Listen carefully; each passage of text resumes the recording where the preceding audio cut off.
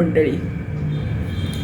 शांताकारं भुजगशयनं पद्मनाभं सुरेशं विश्वाधारं गगनसदृशं मेघवर्णं शुभांगं लक्ष्मीकान्तं कमलनयनं योगिहृद्ध्यानगम्यं वंदे विष्णुं भवभयहरं सर्वलोकैकनाथं. हरिः ओम. आज आपण 23व्या श्लोकापासून सुरुवात करणार आहोत. यदि ह्ययं न वर्तेयं जातु कर्मण्यतन्द्रितः मम वर्त्मानुवर्तन्ते मनुष्यः पार्थ सर्वशः.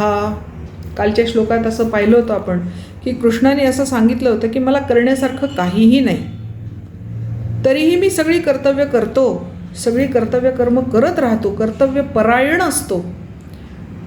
काय कारण आहे याचं? महाजनो येन गतः स एव पंथा. मीच जर असं वागलो नाही तर लोक माझ्याकडे पाहून ते पण असं वागणार नाहीत, ते पण आपल्या कर्तव्यांपासून परांगमुख होतील.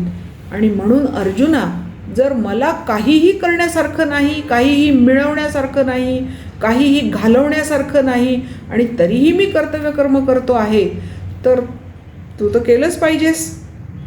कारण तुला हे युद्ध करणं हे तुझं कर्तव्य आहे, तू क्षत्रिय आहेस.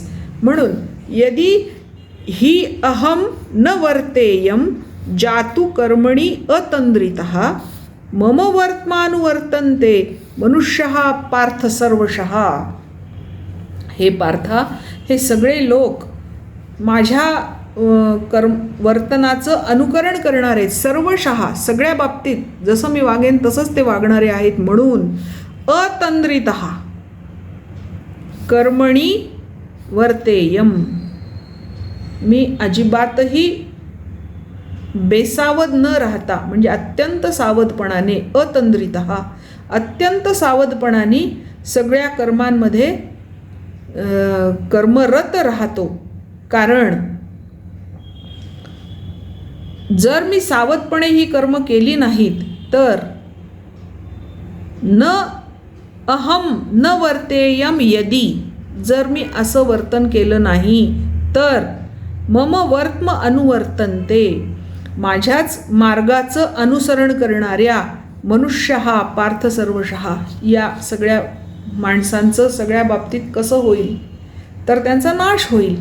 कारण मीच जर नीट कर्म केली नाहीत तर हे सगळेजण नष्ट होतील. हे पुढच्या श्लोकात सांगितलेले 24व्या श्लोकामध्ये. 24व्या श्लोकात काय म्हणतायत? मी जर असं काम केलं नाही तर उत्सिदेयुः इमे लोकः, या सगळ्यांचा उत्साद होईल, उच्छाद होईल, म्हणजे हे नष्टभ्रष्ट होतील सगळे लोक. न कुर्याम कर्मचेदहम, जर मी कर्म केलं नाही तर, मी कर्तव्य कर्म केलं नाही तर, मी कर्तव्यपरायण नाही राहिलो तर हे सगळे नष्ट होतील. संकरस्य च कर्तास्याम उपहन्यामिमाः प्रजाः, आणि त्या कर्मसंकराला मी जबाबदार होईल आणि त्याच्यामुळे उपहन्यामी इमाः प्रजाः, या प्रजेचं हनन होईल, नष्ट होईल ही प्रजा. म्हणून कोणत्याही बाबतीमध्ये भावसंकर, धर्मसंकर, कर्तव्यसंकर होऊ नये. म्हणून मला काहीही प्राप्त करायचं नसताना, माझ्यावर कोणाचाही अंकुश नसताना मी नित्य कर्तव्यपरायण राहतो. कारण लोक माझं अनुकरण करतात. या प्रजेचं पालन व्हावं असं मला वाटत असेल, या प्रजेचं निर्वाह व्हावा असं मला वाटत असेल, तर मला ही सगळी कर्तव्य कर्म केलीच पाहिजेत. तशी ती तुला पण करावी लागणार आहेत. मी जर सावधपणाने कर्म केलं नाही तर हे नष्ट होईल. पण असं होतच नाही. कारण मी महाजन आहे ना, सगळ्यांचा स्वामी आहे, सगळ्यांचा कर्ता मीच आहे. त्याच्यामुळे मला हे कर्म करणं भाग आहे आणि मी ती करतो. आता याच्याबद्दल ज्ञानदेव काय म्हणतात बघा. आम्ही पूर्ण काम होऊनी जरी आत्मस्थिती राहुनी तरी हे प्रजा कैसेनी निस्तरेल. मी जर पूर्ण काम आहे म्हणजे माझ्या सगळ्या इच्छा पूर्ण झाल्या असं म्हणून पूर्ण काम होऊ नये. मी आता मला काही कर्तव्य राहिलं नाही असं जर मी म्हणलो आणि आत्मस्थिती राहुनी आत्मस्थितीमध्ये मग्न राहिलो तरी प्रजा हे कैसेनी निस्तरेल. तर या प्रजेचं निभाव कसा लागेल, कशी निभावणार ही सगळी प्रजा. इही आमुची वाट पहावी मग वर्तती परी जाणावी ते लोकस्थिती आघवी नासिली होईल. हे लोक आम्ही काय करतो याची वाट बघतात. इही आमुची वाट पहावी, हे आम्ही काय करतो याची वाट बघत असतात. मग वर्तती परी जाणावी, आणि ते पाहूनच ते वर्तन करतात. ते लोकस्थिती आघवी नासिली होईल. आम्ही जर काही न करता राहिलो तर ही जी प्रजेची अवस्था आहे ती सगळी नष्ट होईल. म्हणून ही समर्थू जो एथ, समर्थू महाजन, श्रेष्ठ, सगळ्या गोष्टींमध्ये परायण असा जो माणूस आहे त्यांनी आणि लावी सर्वज्ञते, आणि लावणे म्हणजे सर्वज्ञपणाची थोरवी गाणे, ज्याच्या सर्वज्ञपणाची थोरवी गायली जाते, तेणे सविशेषे कर्माते त्यजावेना, त्यांनी विशेषत्वानी कोणत्याही कर्माचा त्याग करू नये. इतरांनी केला तरी चालेल, पण जो श्रेष्ठ आहे, जो सर्वज्ञपणाची द्वाही फिरवतो, त्यांनी तर अकर्म कधीही राहायचं नाही, असं या श्लोकामध्ये अर्जुनाला त्यांनी स्वतःच्या उदाहरणाने समजावून सांगितलेलं आहे. पुढे काय म्हणतात बघूया. सक्तः कर्मण्य विद्वांसो यथा कुर्वन्ति भारत कुर्याद विद्वांसस्तथा सक्तः चिकीर्षु लोकसंग्रहम्. सक्तः कर्मणि विद्वांसः, विद्वान लोक जे कर्मामध्ये आसक्त होतात, यथा कुर्वन्ति भारत, आणि ते ज्याप्रमाणे कर्म करतात, कुर्याद विद्वांसः तथा असक्तः, त्याप्रमाणेच असक्त होऊन काम त्यांनी करावं. चिकीर्षु लोकसंग्रह, आणि त्यांनी लोकसंग्रह म्हणजे लोकमर्यादांचं पालन करून कर्मामध्ये असक्त न होता कर्मे करावीत. म्हणजे शास्त्रविहित कर्म तर त्यांनी उत्तम प्रकारे करावीतच. सक्तः कर्मणि विद्वांसो, यांनी शास्त्रविहित कर्म उत्तम प्रकारे तर करावीतच, आणि ती कुर्याद विद्वांस तथा सक्तः, इतरांकडून करून घ्यावीत, इतरांकडून सुद्धा करून घ्यावीत. आणि कारण काय, चिकीर्षु लोकसंग्रहम, त्यांनी लोकमर्यादांचं पालन होतं, पालन करण्याची इच्छा असणाऱ्यांनी, लोकसंग्रहाचं लोकमर्यादांचं पालन करण्याची इच्छा असणाऱ्या विद्वान लोकांनी स्वतः शास्त्रविहित कर्म उत्तम प्रकारे करावीतच, आणि ती इतरांकडून करवूनही घ्यावीत. म्हणजे मी जरी कर्म करत असलो तरी तुझ्याकडून तुझं कर्तव्य कर्म करून घेणं हे माझं काम आहे, कारण मी कोण आहे, त्या विद्वांसपैकी एक आहे. म्हणून न बुद्धिभेदम जनयेत अज्ञानाम कर्मसंगीन, शास्त्रविहित कर्मांमध्ये आसक्त असणारे, शास्त्रांनी सांगितलेली सगळी कर्म करण्यामध्ये ज्यांची आसक्ती आहे, असे जे कर्मसंगी लोक आहेत त्यांचा बुद्धिभेद आपण करू नये, त्यांना ती कर्म करण्यास मदत केली पाहिजे. जोषयेत सर्व कर्माणि विद्वान युक्त समाचरण, जोषयेत करवून घ्यावीत, आपण ती त्यांच्याकडनं कर्म करवून घ्यावीत. आपण तर करावीतच आणि त्यांच्याकडून ती करवून पण घ्यावीत, शास्त्रविहित कर्म. म्हणून तू नुसतं बसून मला चालणार नाही, मी कर्म करतो, तू पण कर्म केलंच पाहिजेस. ज्ञानेश्वर काय म्हणतात बघा. जे सायासे स्तन्यसेवी ते पक्वान्ने केवी जेवी, म्हणून बाळका जैसी नेदावी धनुर्धरा. हे धनुर्धरा, ज्या बाळाला आईचं स्तन्य पिण्यासाठी सुद्धा कष्ट करावे लागतात, सहज ते त्याला जमत नाही. अशा बाळकाला पक्वान्न जशी देता येत नाहीत, त्याप्रमाणे या अज्ञजनांना,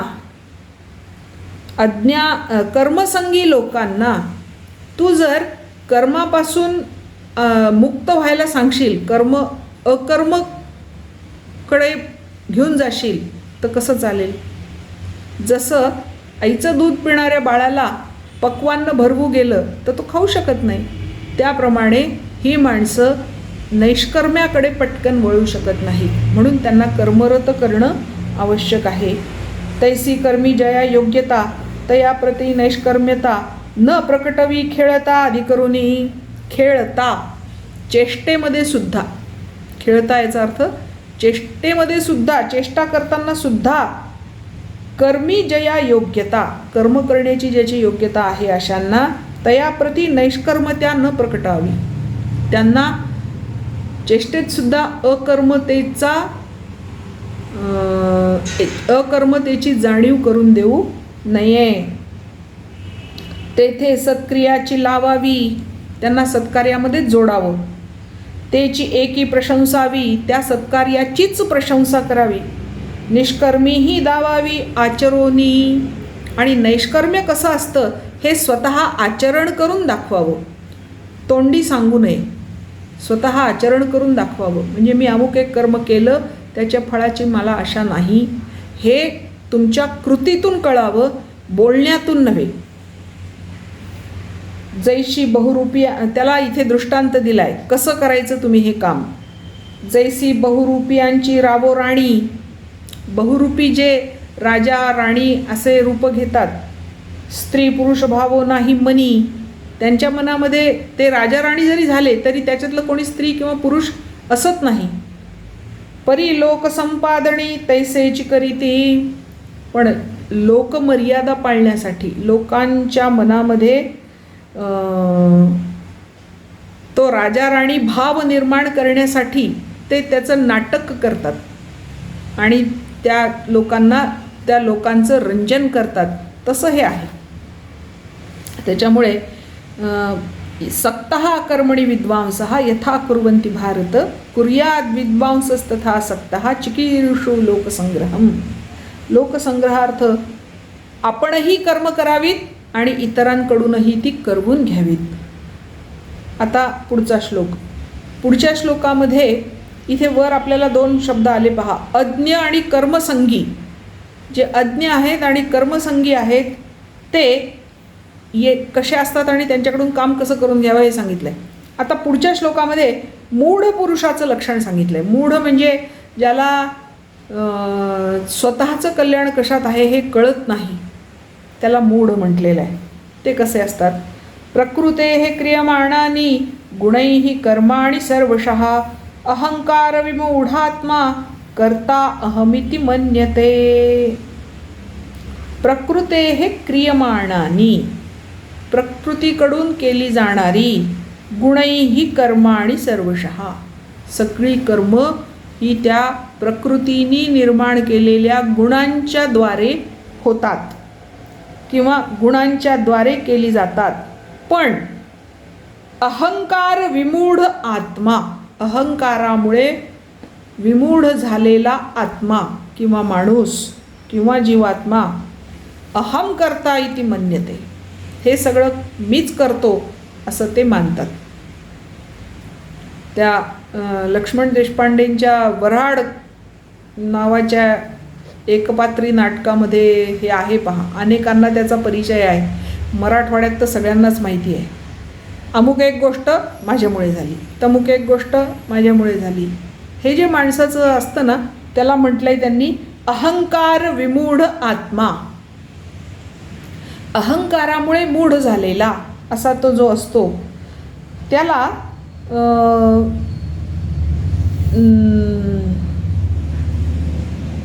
प्रकृती हे सगळं घडवून आणते. प्रकृतीमध्ये असणाऱ्या त्रिगुणांमुळे हे सगळं घडतं हे समजत नाही आणि तो काय समजतो की हे सगळं जे काय करतो ते मी करतो म्हणून होत आहे, अन्यथा हे झालं नसतं अशी त्याची भावना असते. आता अहंकार काय आहे, तर ही चित्तामधली सहज प्रवृत्ती आहे. म्हणजेच काय, माणसाच्या बरोबर जन्मलेली सहज, ज म्हणजे जन्मणे, माणसाच्या जन्मासह जन्मलेली एक ती वृत्ती आहे आणि तीच माणसाला विमूढ बनवते. ज्ञानेश्वर काय म्हणतात बघा, देखे पुढिलांचे ओझे, जरी आपुल्या माथा घेईजे, तरी सांगे कान दाटीजे धनुर्धरा. हे अर्जुना, पुढिलांचे ओझे, आपल्या पुढे जे आहेत त्यांच्या डोक्यावरचं ओझं जरी आपुल्या माथा घेईजे, आपल्या डोक्यावर जर आपण घेतलं तरी सांगे कान दाटीजे, त्या ओझ्यानी आपण दडपून नाही का जाणार. आपलं ओझं आपल्याजवळ आहेच आहे, दुसऱ्यांचंही ओझं आणखी आपल्या डोक्यावर घेतलं तर ते आपण खाली दडपून जाऊ की नाही. तैसी शुभाशुभ कर्मे, जिथे निफजती प्रकृती धर्मे, तिये मूर्खे मती भ्रमे, मी करता म्हणे. त्याला दृष्टांत दिला. त्याप्रमाणे, तैसे त्याप्रमाणे, शुभाशुभ कर्मे, शुभ आणि अशुभ कर्म, जी निफजती प्रकृती धर्मे, जी प्रकृतीकडूनच निर्माण होतात, केली जातात, तिये मूर्ख मती भ्रमे, ज्याची मती भ्रष्ट झाली आहे, ज्याची बुद्धी भ्रष्ट झाली आहे, तो काय म्हणतो, मी करता. प्रकृतीने काही केलं नाही, मी माझ्या मनगटात ताकद आहे म्हणून झालं. प्रकृती बिकृती काय नाही असं तो म्हणतो. ऐसा अहंकारादि रूढ, एकदेशी मूढ, तया परमार्थ गूढ प्रकटावाना. ऐसा अहंकारादि रूढ, ज्याच्यामध्ये अहंकार रुजलेला आहे, रूढ झालेला आहे. एकदेशी मूढ, एकाच गोष्टीच्या बाबतीमध्ये तो मूढ आहे, म्हणजे मी या गोष्टीशी तो बांधलेला आहे. तया परमार्थ गूढ, त्याला गूढ असा जो परमार्थ आहे, अध्यात्म आहे, ते सांगू नये, कारण त्याला ते सांगून कळत नाही, असा तो मूढ आहे. मग आता ज्ञानयोगी कसा असतो ते पुढच्या श्लोकात सांगितले. तत्ववित्तु महाबाहो, गुणकर्म विभागयोः, गुणागुणेषु वर्तन्त इति मत्वा न सज्जते. हा एक आहे की ज्याला प्रकृतीने काम केलेलं, ते प्रकृतीने केलं असं वाटत नाही, मी केलं असं वाटतं. आणि तो एक आहे जो तत्वज्ञ, तत्व जाणतो, तो काय म्हणतो, तत्वविद तू महाबाहो. हे महाबाहू अर्जुना, तत्व जाणणारा माणूस जो असतो तो काय करतो, गुणकर्म विभागयोः, गुण आणि कर्म यांचा जो विभाग आहे तो जाणतो. आणि गुणागुणेषु वर्तन्त, गुणच गुणांमध्ये राहतात. इति मत्वा न सज्जते, असं तो मानून त्याच्या बाबतीमध्ये त्याला अडवणूक करत नाही, गुणांना त्यांची काम करू देतो. आता गुणविभाग काय आहे, त्रिगुणात्मक मायेची पंचमहाभूते, पंचकर्मेंद्रिये, पंचज्ञानेंद्रिये, मन, बुद्धी, अहंकार आणि शब्दस्पर्श रूपरसगंध हे 5 विषय, या सर्वांच्या समुदायाला गुणविभाग असं म्हणतात. पंचमहाभूते, पंचज्ञानेंद्रिये, पंचकर्मेंद्रिये, शब्द स्पर्श रूपरसगंध हे 5 विषय, मन, बुद्धी आणि अहंकार, म्हणजे 23 गोष्टी ज्या या आहेत, या सगळ्या पदार्थांना गुणविभाग असं म्हणतात. या गुणविभागाचं कर्म ते जाणतात. कोण, तत्वज्ञ लोक जाणतात. कर्मविभाग काय आहे, तर कर्मांची फळं. गुणविभाग म्हणजे हे सगळं, आणि कर्मविभाग म्हणजे कर्मांची फळं. हे कोण जाणतं, तत्वज्ञ जाणतात. आणि गुणाः गुणेषु वर्तन्ते, सगळे गुणच गुणांमध्ये कर्म करतात. त्रिगुणांमुळेच हे चालतं. काही सात्विक असतात, काही राजस असतात, काही तामस असतात, काही या तिन्ही गुणांचं मिश्रण असतं, काहींमध्ये एखाद्या गुणाचा अधिक प्रभाव असतो. हे गुणच गुणांमध्ये कर्मरत असतात. आणि हे जाणतात कोण, तर तत्वज्ञ जाणतात. म्हणून ते विलक्षण असतात, ते वेगळे असतात, त्यांना सगळं माहिती असतं. त्याच्याबद्दल ज्ञानेश्वर काय म्हणतात बघा. जे तत्वज्ञानी यांच्या ठाई तो प्रकृती भावो नाही, जेथ कर्मजात पाही निफजत असे. तत्वज्ञानी यांच्या ठाई, तत्वज्ञानी लोकांच्या बाबतीत तो प्रकृती भावो नाही, मायेचा प्रभाव नाही आहे त्यांच्यावर. जेथ कर्मजात पाही निफजत असे. त्यामुळे कर्माचं जे जात आहे, निर्माण होणार आहे म्हणजे फळ, कर्माचं फळ जे आहे त्याचा तिथे अभाव असतो. कर्माचं फळ तिथे निर्माण होत नाही तत्वज्ञांच्या बाबतीत. ते देहाभिमानू सांडुनी गुणकर्मे बोलांडुनी साक्षीभूत होऊनी वर्तती देही. त्याचं कारण आहे का असं होतं त्यांच्या बाबतीमध्ये कर्माचा अभाव, कर्मफळाचा अभाव का होतो, तर देहाभिमानू सांडुनी, देहाचा अभिमान सांडून सोडून देऊन, गुणकर्मे ओलांडुनी, गुणविभाग आणि कर्मविभाग यांच्या पलीकडे जाऊन, साक्षीभूत होऊनी, या सगळ्यांचा साक्षी होऊन, वर्तती देही, देहामध्ये राहतात, देहाची कर्मे करत राहतात. आता असं आहे, नदीचा प्रवाह आहे, त्याच्यामध्ये सुंदर कमळाची फुलं आहेत, राजहंस आहेत, पाण्यात स्वच्छ स्फटिकासारखं पाणी आहे, त्याच्यामध्ये छोटे छोटे तरंग आहेत. हे कोण अनुभवू शकतो, जो त्या नदीच्या काठावर उभा आहे तो, जो त्या प्रवाहात उतरतो तो प्रवाह पतित होतो, म्हणजे त्या प्रवाहाबरोबर तो राहतो. त्याच्यामुळे त्याला हे कळत नाही याचं सौंदर्य काय आहे. आणि ते सौंदर्य कुणाला कळतं, जो काठावर उभा आहे, जो प्रवाहपतीत झालेला नाही, जो तीरावर उभा राहून हे सगळं बघतोय त्याला कळतं. हे असे तीरावर उभे राहणारे हे तत्त्वज्ञ असतात.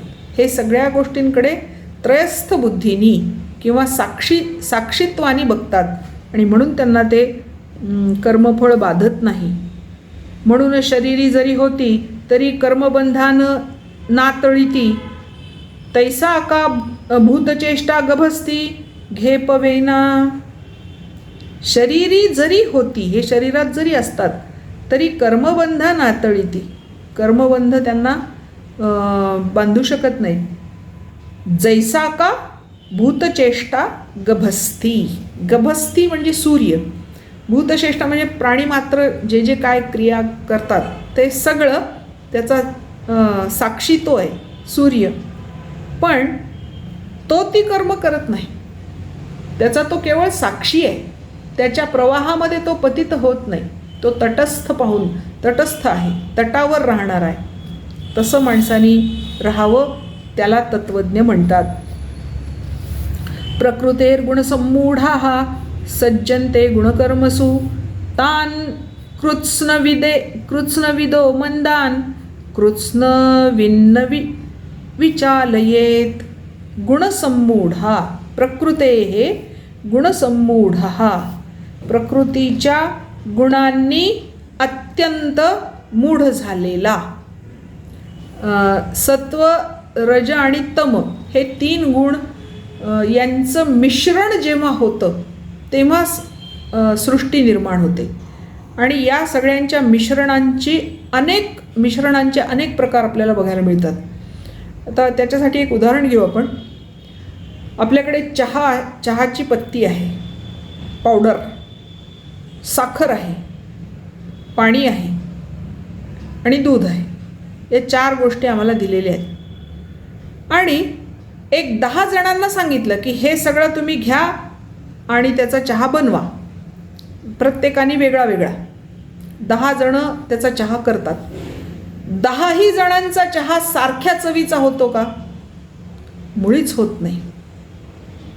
जसं त्या साखरेचं, चहाचं, दुधाचं, पाण्याचं प्रमाण प्रत्येकाचं वेगळं वेगळं, तशी त्या चहाची चव पण वेगळी वेगळी, चहाचा रंग पण वेगळा वेगळा. तसं या त्रिगुणांच्या मिश्रणांनी निर्माण होणाऱ्या वृत्ती, प्रवृत्ती, देह, त्यांचे वर्ण, त्यांचं आकार, रंग, रूप सगळं वेगळं वेगळं. तर प्रकृते हे गुणसम्मूढ, या प्रकृतीच्या गुणांनी अत्यंत मूढ झालेले सज्जनते गुणकर्मसु, गुण आणि कर्मांमध्ये आसक्त होतात. त्या त्रिगुणांमध्ये आणि त्याच्यापासून निर्माण होणाऱ्या कर्मफळांमध्ये आसक्त होतात. तान कृत्स्न विदो, त्यांना सगळ्यांना जाणणारा, पूर्णपणे जाणणारे जे लोक आहेत.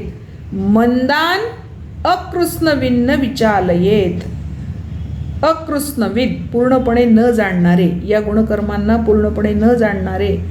न विचालयेत, विचलित करत नाहीत. कुणाला?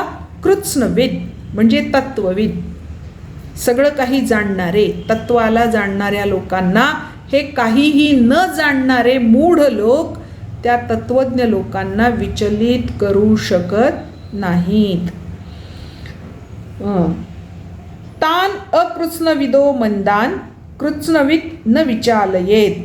त्याच्या उलट पण म्हणता येईल. त्या अकृत्स्नविद म्हणजे काहीही न जाणणाऱ्या म्हणजेच मूढ जनांना कृत्स्नविद लोकांनी म्हणजे सर्व काही जाणणाऱ्या लोकांनी विचलित करू नये, त्यांच्या कर्तव्यापासून, कार्यापासून विचलित करू नये. तत्वज्ञ माणसांनी अशी माहिती किंवा विपरीत ज्ञान प्रकट करू नये ज्यामुळे गुणसम्मूढाला शुभकर्मांविषयी अश्रद्धा किंवा अविश्वास निर्माण होईल किंवा तिथून तो परावृत्त होईल. असं ज्ञानी माणसांनी मूढ माणसाच्या बाबतीत करू नये. आता ज्ञानेश्वर काय म्हणतात बघा. एथ कर्मी तोची लिंपे, जो गुणसंभ्रमे घेपे, प्रकृतीचेनी आटोपे वर्ततू असे. प्रकृतीचेनी आटोपे, प्रकृतीच्या गुणांमुळे. एथ कर्मी तोची लिंपे, जो प्रकृतीच्या गुणांनी मूढ बनलेला आहे तोच इथे कर्मांचा लेप, कर्मफळांचा लेप त्याच्यावर बसतो. जो गुणसंभ्रमे घेपे, ज्या गुणांच्यामुळे संभ्रम निर्माण झाल्यामुळे जो वर्तन करतो तो. इंद्रिये गुणाधारे राहटती निज व्यापारे, ते परकर्म बलात्कारे आपादिजो. इंद्रिये गुणाधारे, इंद्रिय काय आहेत? त्या गुणांच्या आधाराने राहणारी आहेत. राहटती निज व्यापारे, आणि आपापले कामं ती इंद्रिय करतात. कशामुळे? या गुणांच्यामुळे. ते परकर्म बलात्कारे आपादिजो, आणि ते जे गुणांचं कर्म आहे ते इंद्रिय स्वतःचं कर्म म्हणून आपल्यावर लादून घेतात. कुणाची? मूढजनांची इंद्रिये. मग आता पुढच्या श्लोकामध्ये काय म्हटलंय बघा. मयि सर्वाणि कर्माणि संन्यस्य अध्यात्मचेतसा, निराशीर्निर्ममो भूत्वा युद्धस्य विगतज्वराः. आता ही सगळी लक्षणं सांगितली. ज्ञानी कसा आहे, तत्वज्ञानी कसा आहे, मूढ कसा आहे, प्रकृतीचे गुण काय आहेत, त्या गुणांमुळे काय काय होतं, हे सगळं सांगितल्यावर कृष्ण अर्जुनाला म्हणतो मयि सर्वाणि कर्माणि संन्यस्य. अर्जुना, तू सगळी तुझी कर्म माझ्यामध्ये ठेव, सगळी माझ्याकडे ठेवून दे. आणि अध्यात्मचेतसा, अध्यात्म ब्रह्म्यामध्ये समरस, तुझं चित्त ब्रह्म्यामध्ये समरस होऊ दे. ब्रह्म तत्व जे आहे त्या तत्वामध्ये तू तुझं चित्त लाव. आणि काय हो? निराशी, आशारहित. निर्मम म्हणजे माझं काहीही नाही असा हो. आणि युद्धस्व विगतज्वरः, आणि युद्धाला तू सुरुवात कर. कसा? विगतज्वर. राग द्वेष वगैरे हे सगळं याला म्हणतात ज्वर किंवा विकार. राग द्वेष चिंता उद्वेग काम क्रोध हर्ष शोक विषाद आणि मानसिक विकार यांना ज्वर अशी संज्ञा आहे. मग हे सगळं सोडून दे, परमात्म्यामध्ये चित्त लाव आणि बिनधास्त युद्धाला तयार हो. मग ते केव्हा शक्य होईल? तर जेव्हा तू सगळी कर्मे मला अर्पण करशील, मदर्पण करशील. सर्वाणि कर्माणि मयि संन्यस्य, संन्यस्य ठेवणे, अर्पण करणे. अध्यात्मचित्त होशील, आशारहित होशील, निर्मम होशील, तेव्हाच हे अर्जुना तू विगतज्वर होऊन भागवत धर्माचे पालन करीत युद्धकर्म करशील किंवा तू ते करावंस अशी आज्ञाच दिलेली आहे. कारण निर्मम, खरं म्हणजे मम हा भाव आपल्या मनात असणं हाच मृत्यू आहे असं समजतात. आणि न मम हे ब्रह्मतत्व आहे किंवा हे अमरतत्व आहे. मग निर्मम म्हणजेच अमरतत्व प्राप्त करून तू जर आलास तर मला प्राप्त होशील आणि तुझ्या मनातला ज्वर नाहीसा होईल आणि तू उत्तम प्रकारे युद्ध करू शकशील असं त्याला सांगितलं आहे. आता ज्ञानेश्वर काय म्हणतात, तरी उचिते कर्मे आघवी तुवा आचरोनी मज अर्पावी परी चित्तवृत्तीने असावी आत्मरूपी. सगळी उचित कर्म तू करावीस आणि ती आचरोनी मज अर्पावी, त्या कर्मांचं आचरण करून ती कर्म तू मला अर्पण करावीस. परी चित्तवृत्ती न्यासावी आत्मरूपी, तुझ्या चित्तवृत्तींना तू आत्मरूपामध्ये ठेवावंस. न्यास करावा, न्यास करणे म्हणजे ठेवणे, आत्मरूपामध्ये ठेवावंस. आणि हे कर्म मी करता आचरेन या अर्था ऐसा अभिमानू झणे चित्ता रिघो देसी. आणि हे कर्म मी करता, हे माझ्यासमोर कर्म आहे आणि त्या कर्माचा करता मी आहे. आचरेन या अर्था, अशा अर्थाने जर तू आचरण करशील, ऐसा अभिमानू झणे चित्ता रिघो देसी, असा अभिमान तुझ्या चित्तामध्ये अजिबात शिरू देऊ नकोस. आता कोदंड घेऊनी हाती, कोदंड म्हणजे धनुष्य, आता कोदंड घेऊनी हाती आरूढ पा ये रथी, या रथावर लगेच आरूढ हो. देई आलिंगन वीरवृत्ती समाधाने, आणि वीरवृत्तीला आलिंगन दे, दयावृत्ती काढून टाक. ती वीरवृत्ती रुसली आहे, तिला आलिंगन दे, तिला स्वीकार आणि समाधानाने युद्धाला उभा राहा. जगी कीर्ती रूढावी, जगामध्ये तुझी कीर्ती रूढ व्हावी. स्वधर्माचा मानू वाढवी, स्वधर्माचा मान वाढव, स्वकर्तव्याचा मान वाढव. या भारापासून सोडवी मेदिनी हे, या सगळ्या अतताई लोकांच्या भारापासून, मेदिनी म्हणजे पृथ्वी, या पृथ्वीला तू सोडव रे बाबा, आता बास, असं त्या अर्जुनाला विनंती केली आहे भगवंतांनी. आधी आदेश दिला आणि आता विनंती केली आहे. आज आपण इथे थांबू. आपले आजचे श्लोक आपण म्हणू 23व्या श्लोकापासून पुढच्या 28व्या श्लोकापर्यंत, आणि आज आपण इथे थांबूया. यदि ह्ययं न वर्तेयं जातु कर्मण्यतन्द्रितः, यदि ह्ययं न वर्तेयं जातु कर्मण्यतन्द्रितः, मम वर्त्मानुवर्तन्ते मनुष्याः पार्थ सर्वशः, मम वर्त्मानुवर्तन्ते मनुष्याः पार्थ सर्वशः. उत्सिदेयुरिमे लोका न कुर्यां कर्म चेदहम्, उत्सिदेयुरिमे लोका न कुर्यां कर्म चेदहम्. संकरस्य च कर्ता स्याम्, संकरस्य च कर्ता स्याम्, उपहन्यामि माः प्रजाः, उपहन्यामि माः प्रजाः. सक्ताः कर्मण्य विद्वांसो यथा कुर्वन्ति भारत, सक्ताः कर्मण्य विद्वांसो यथा कुर्वन्ति भारत. कुर्याद् विद्वांस तथा सक्तः चिकीर्षु लोकसंग्रहम्, कुर्याद् विद्वांसस्तथा सक्तः चिकीर्षुर्लोकसंग्रहम्.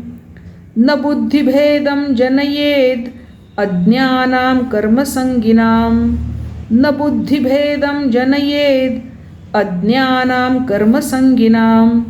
जोषयेत् सर्वकर्माणि विद्वान् युक्तः समाचरन् जोषयेत् सर्वकर्माणि विद्वान् युक्तः समाचरन् प्रकृतेः क्रियमाणानि गुणैः कर्माणि सर्वशः प्रकृतेः क्रियमाणानि गुणैः कर्माणि सर्वशः अहङ्कारविमूढात्मा कर्ताहमिति मन्यते अहङ्कारविमूढात्मा कर्ताहमिति मन्यते.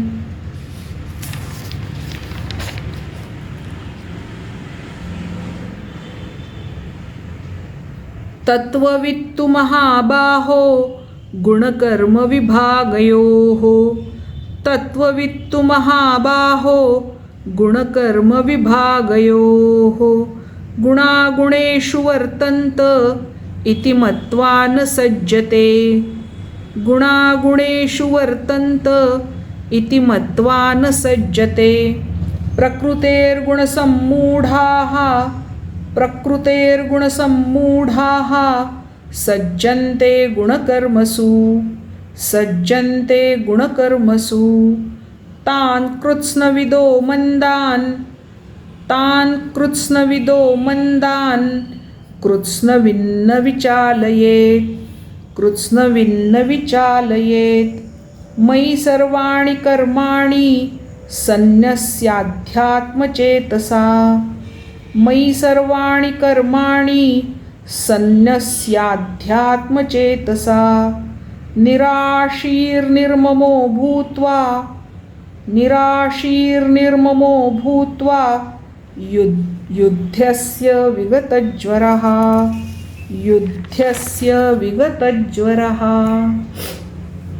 हरिः ओम. आज आपण थांबूया. पुढचा भाग उद्या.